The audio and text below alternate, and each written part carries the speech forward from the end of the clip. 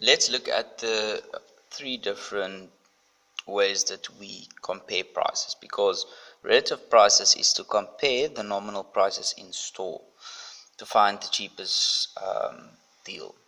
Reg, so ons kry die tipes relatiewe pryse. En ons sal kyk wat is relatief die goedkoopste produk. We want to see relatively what's the cheapest product to buy.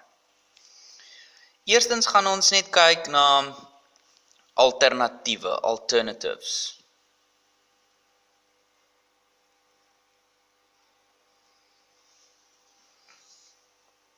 An alternative is we can directly compare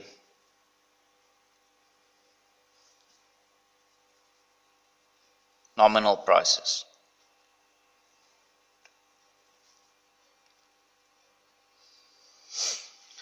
Let's take for instance, if you say that a cool drink costs 15 Rand,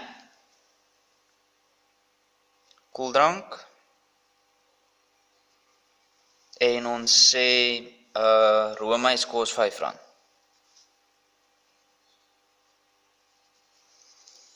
Ons kan dan sê dat die koeldrank is 3 maal duurder. Skryf dit hier so. The cool drink is 3 times more expensive than the ice cream. That will affect our prices. But remember, depending on what is your wants and needs. Does it, let's say, necessarily bevredig jouself de behoefte wat is het? Does it satisfy the same type of need? Okay? Not necessarily. Depending, wants and needs is a very subjective thing.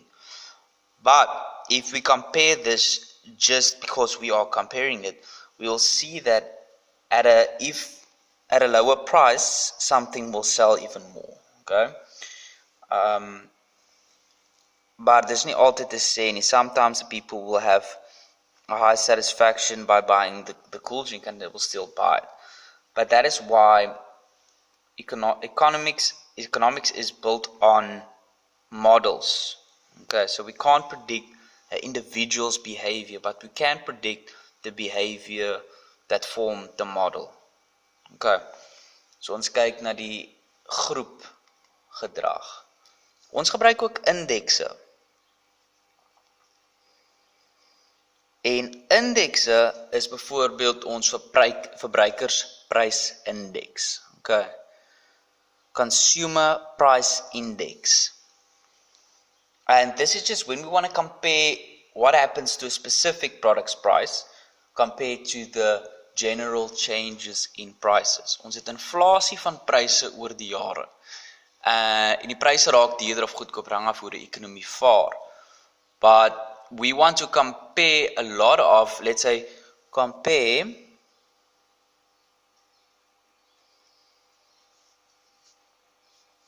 change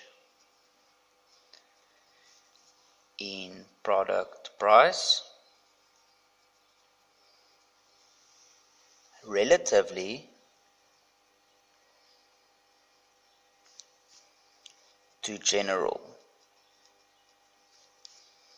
changes in price. So die algemene verandering in pryse wil ons gebruik as 'n maatstaf om te sien, raak hierdie spesifieke produk baie duurder buite verhouding of binne verhouding.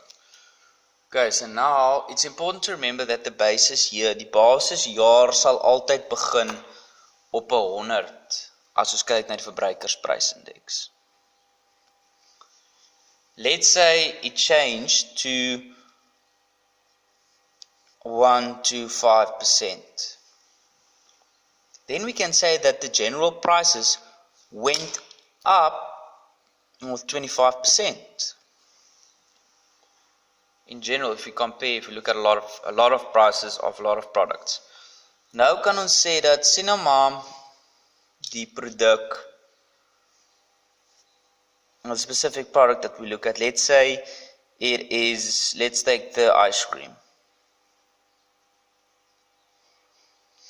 If the ice cream's price went up with 45%,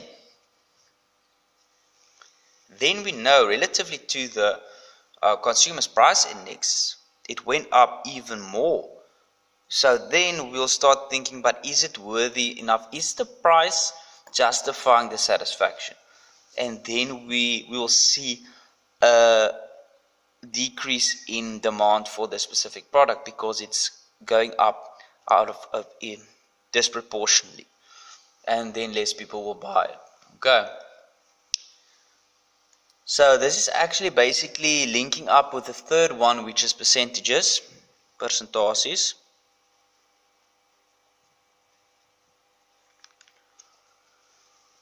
En hierso gaan ons net kyk op nominale prysverandering.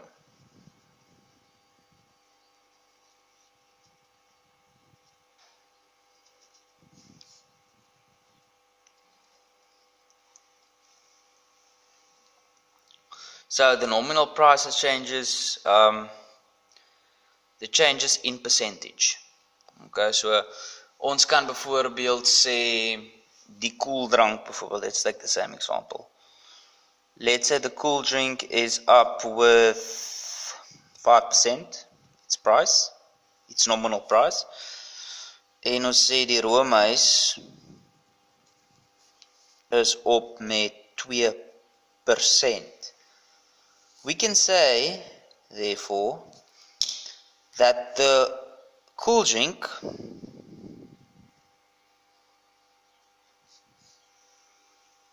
is met 3% meer op. So relatively to the ice cream, it's 3% more the increase in price.